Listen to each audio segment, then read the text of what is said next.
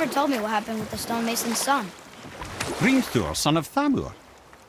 After completing his father's masterwork, the Great Wall of Jotunheim, he thought of nothing but making the Aesir pay for their crimes against the giants. Once he longed to fight Thor, but tragedy had brought wisdom to Hrimthur, and cunning. He observed that Asgard's walls were half-built and shoddy, for no Aesir god could be bothered with such tiresome labour. So Hrimthur adopted the guise of an ordinary man and made the Aesir an offer. He would build them majestic new walls, and if he couldn't build them within 2 turns of the season, they would owe him nothing for his labours. And if he succeeded, he asked only for an audience with the goddess Freya. Odin agreed, knowing the task was impossible, but intrigued by the stranger. Hrimthur made short work of it, of course. He had the benefit of his father's training and the aid of a magical stallion for fetching stones. Odin was not happy to find himself on the losing end of the wager, but he seemed to uphold his end of the bargain. Freya was sent to meet the mason, and to her surprise, he wanted only to whisper something in her ear. That being done, he made his way out of Asgard. And when he found Thor awaiting him at the gates of Midgard, he knew he had been double-crossed. But he didn't care, because his plan was complete. It was? What did he say to Freya? Only she could say for certain, but I've had many moons to work it out. Hrimthur knew that Freya loathed the Aesir, despite her marriage to Odin, and I believe he gave her the secret to Asgard's defences. Some weakness he may have built in, structural or magical, which I expect will be exploited come Ragnarok when Surtur arrives to burn Asgard to ash, if not sooner.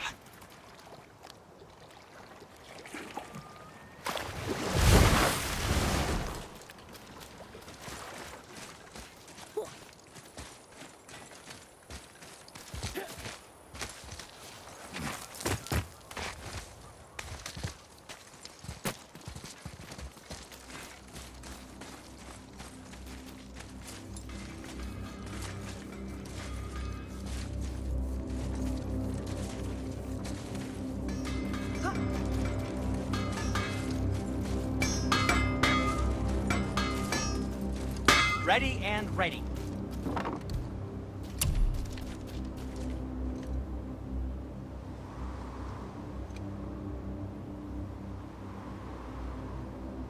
I don't suppose you can try keeping that clean.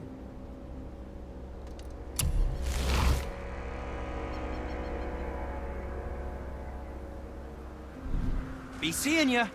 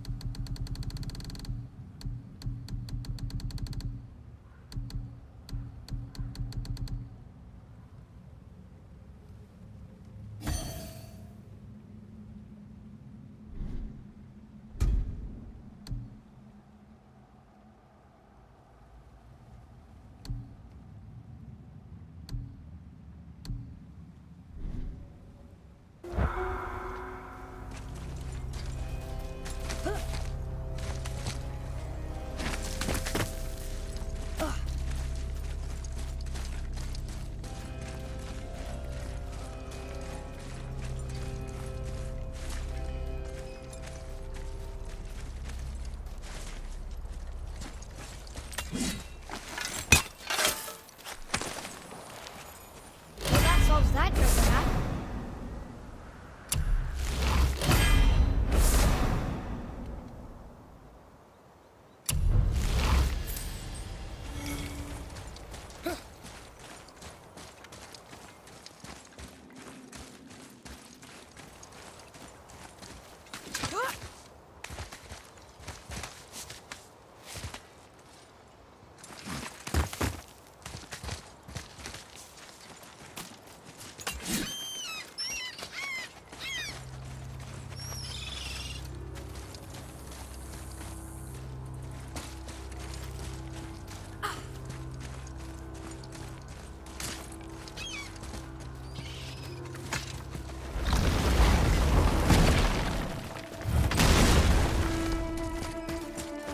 This is it, right?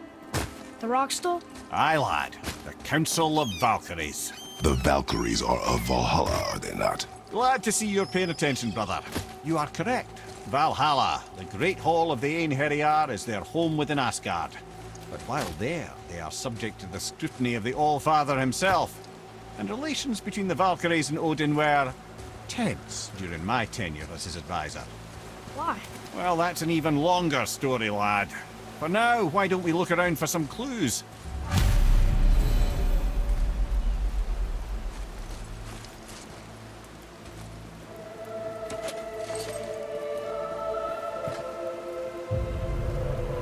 Whoa, you're back.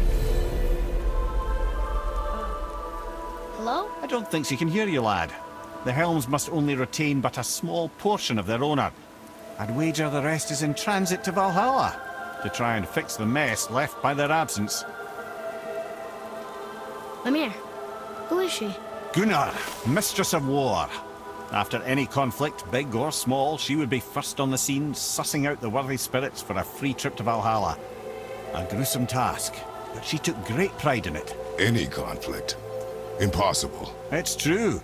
She had help from her sisters, of course, but Gunnar was always first to arrive. Her judgment of the fallen was unparalleled, and an invaluable resource to Odin. She was one of his favorites.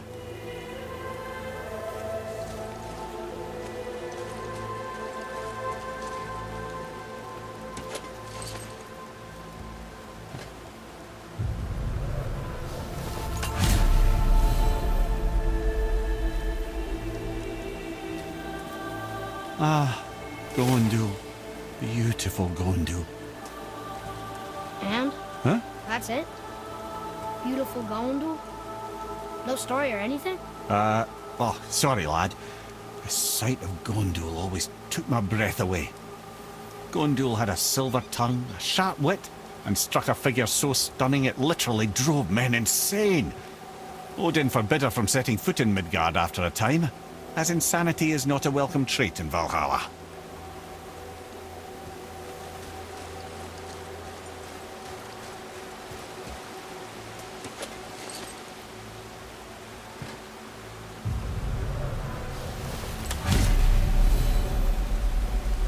This is none other than Geirdriful, the Master of Arms in Valhalla, responsible for arming and training Odin's Einherjar. His what? His army come Ragnarok. The entire reason Valhalla exists, you see. The Einherjar wait in the Great Hall endlessly, feasting, drinking, and fornicating themselves silly. Once Ragnarok begins, Odin calls them into service to fight on his behalf. Geirdriful had her hands full training that lot.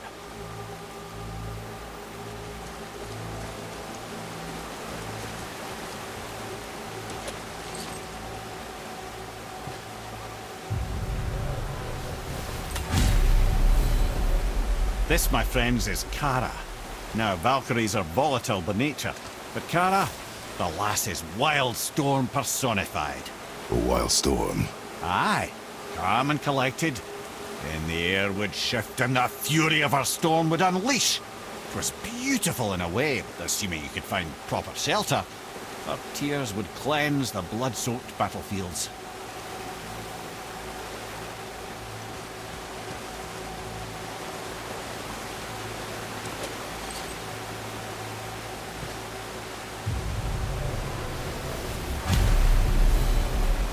This is Rota, a chooser of the slain. I thought all the Valkyrie did that. Not exactly, lad. Although that is what they're most famous for, and by far their greatest responsibility. You've seen what happens to the dead without the judgment of the Valkyries. Hellwalkers. That's right. Rota, Gunnar, Skuld.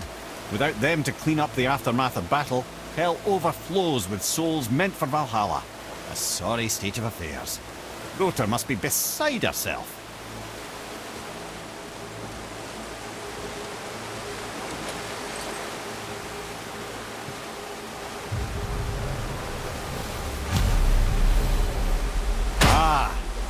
Here we have Air, the healer. A Valkyrie healer? Strange. Air was strange, as a matter of fact. Very quiet, very calm. Where her sisters were violent rapids, Air was a gentle stream. She healed the wounds of both mortals and gods, and even a certain all-knowing sage who once drank too much and fell off a mountain. Not my proudest moment.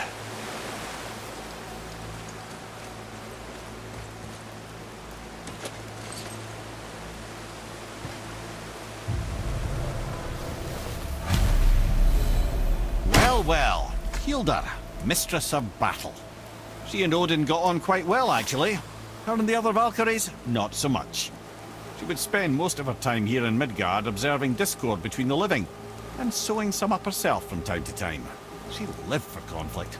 Some say she was conflict personified. I wonder what will become of her now that she's free.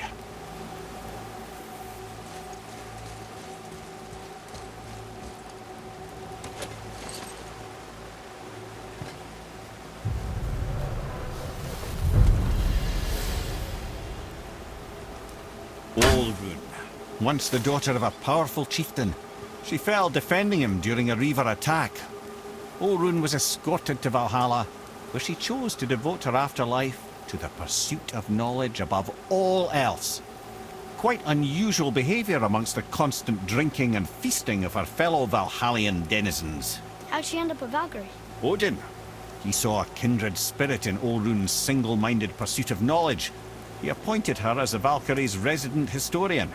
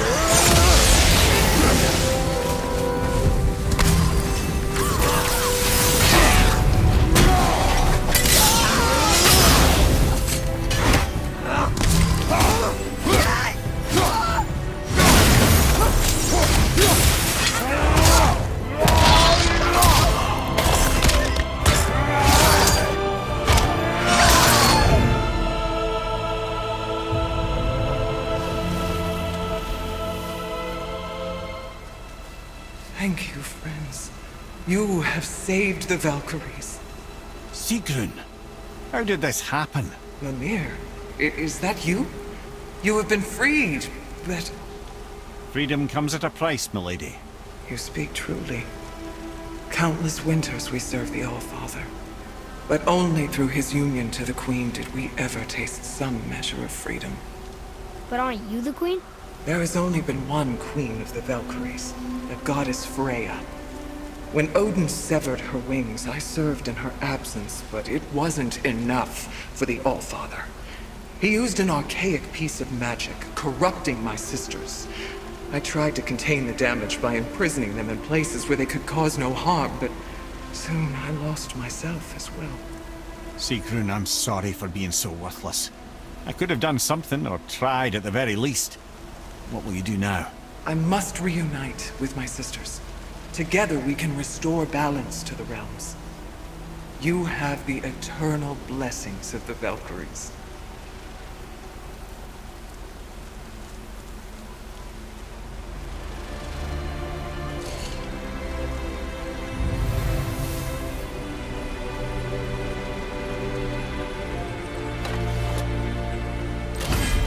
Well, we did it, I suppose. You don't sound very happy about it. It's difficult to be happy about anything when you're a reanimated head. I'm grateful we were able to set the Valkyries free. But so much of this could have been avoided, if only... You said it yourself, Head. It does not matter anymore. The past is the past. Well, that's awfully cheerful coming from you. I am in a good mood. The dwarves will make use of this helm. Your dad's a wee bit single-minded, isn't he, lad? Definitely.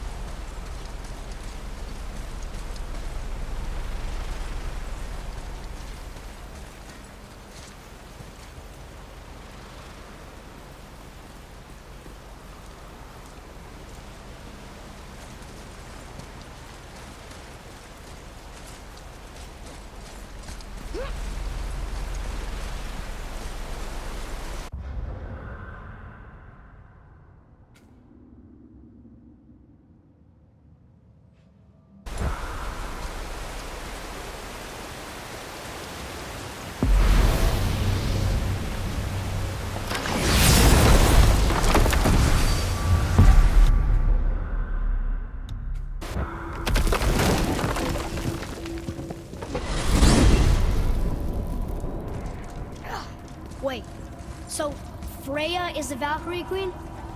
She never told us. You never told us. Explain yourself, Head. Or are you bewitched again? Not at all. Freya was Queen of the Valkyries at one point.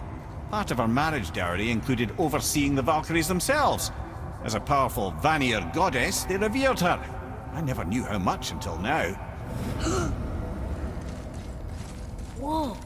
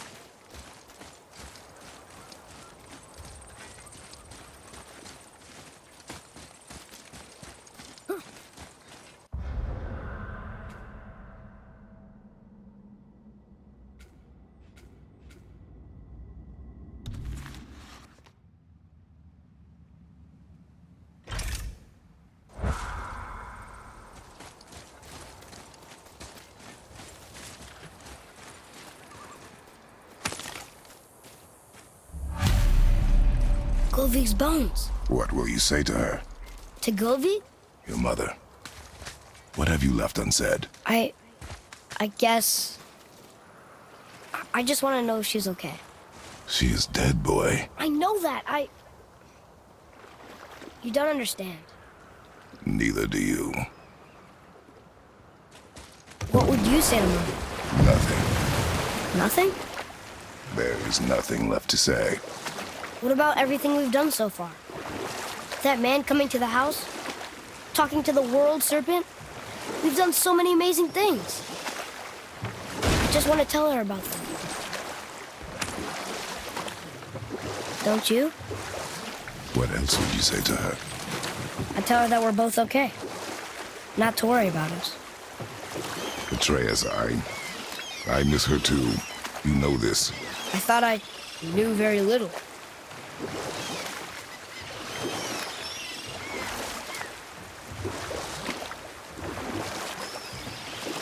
Now then, that story I started earlier.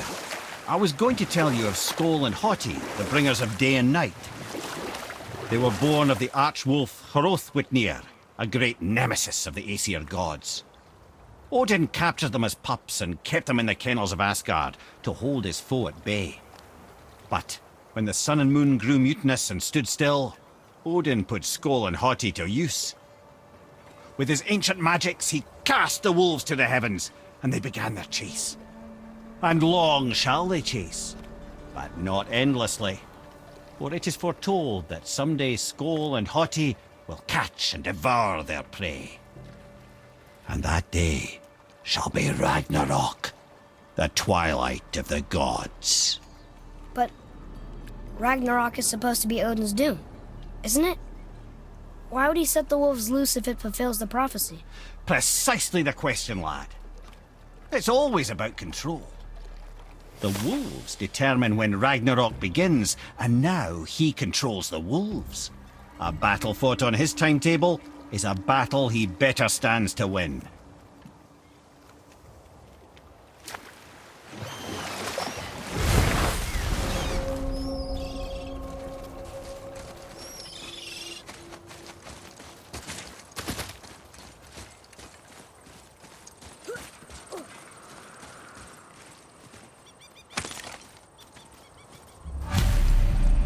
The final bone.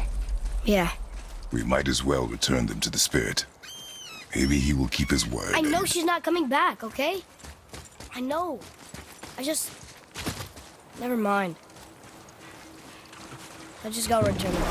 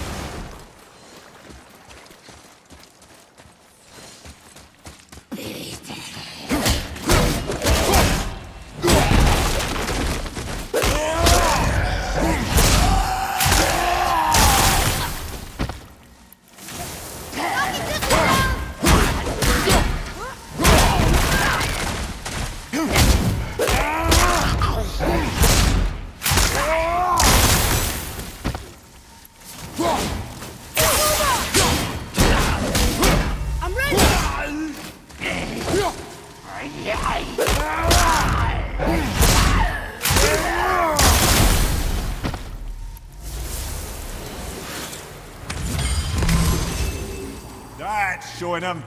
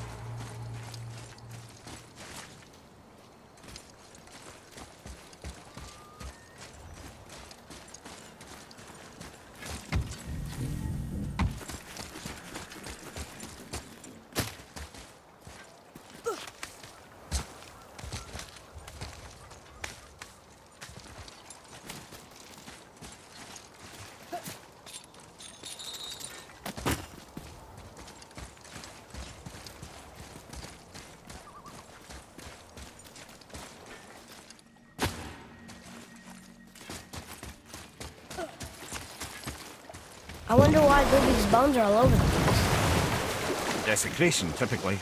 Pieces of scattered corpse make for a piss-poor soul. No hope for Valhalla or Helheim when your arm's on one beach and your head's on another. Why not ask the spirit? I'm sure he will be forthcoming with answers.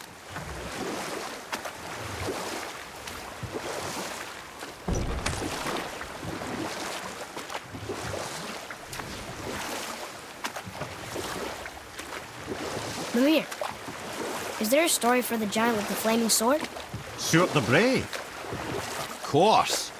We've spoken so much of frost giants. It's about time we instead met the most fiery giant of all.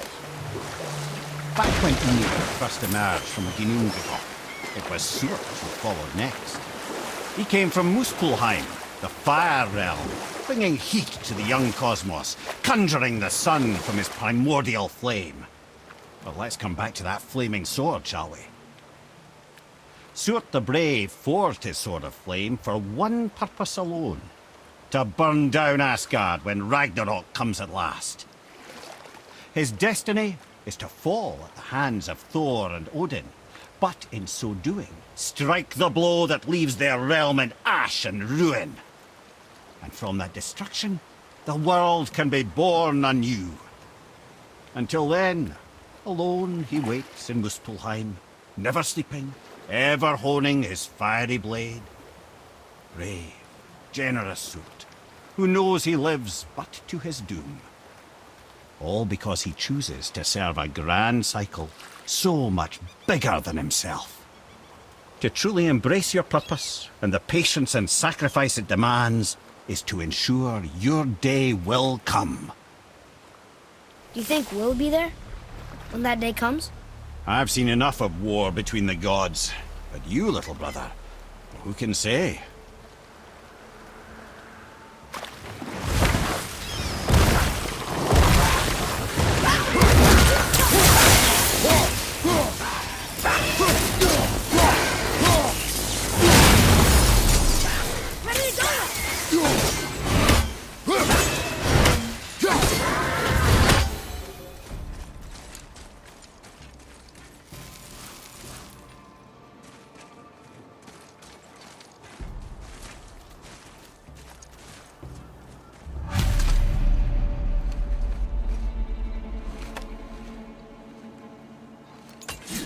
We have collected the rest of your woman's corpse spirit. Show us this magic you have promised. My sweet Gulvig, whole again. Rise, dear Gulvig. Awaken, O powerful Gulvig! Evni bukar bitjast. She says she'll honor our request Eldi fagnar. and reunite us? Indauder! Okay, you're right.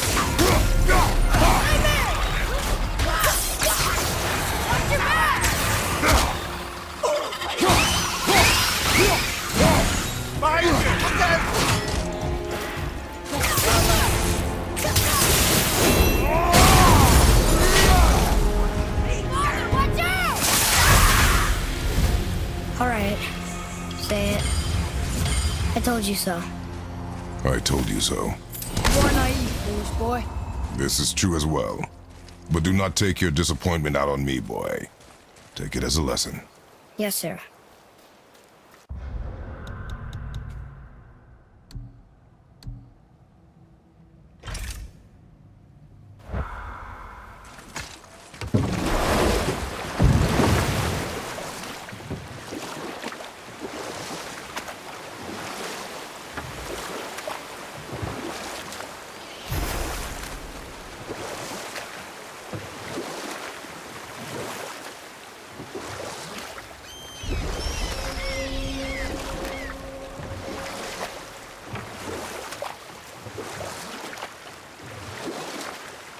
Okay.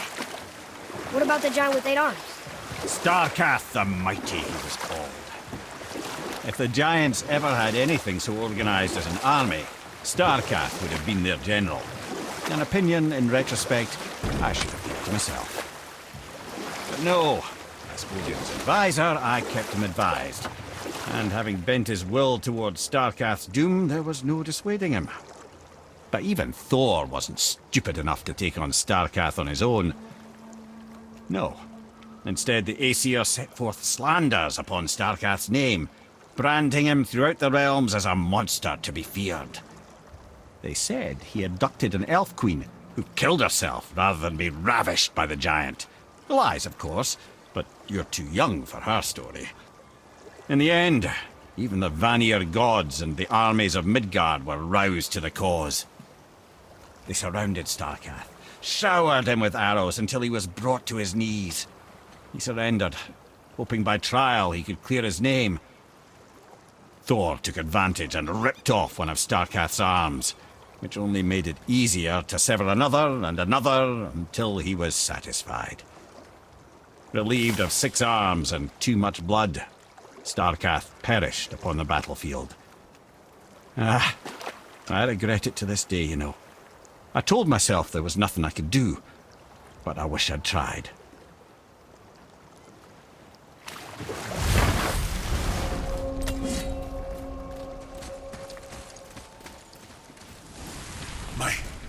My men are...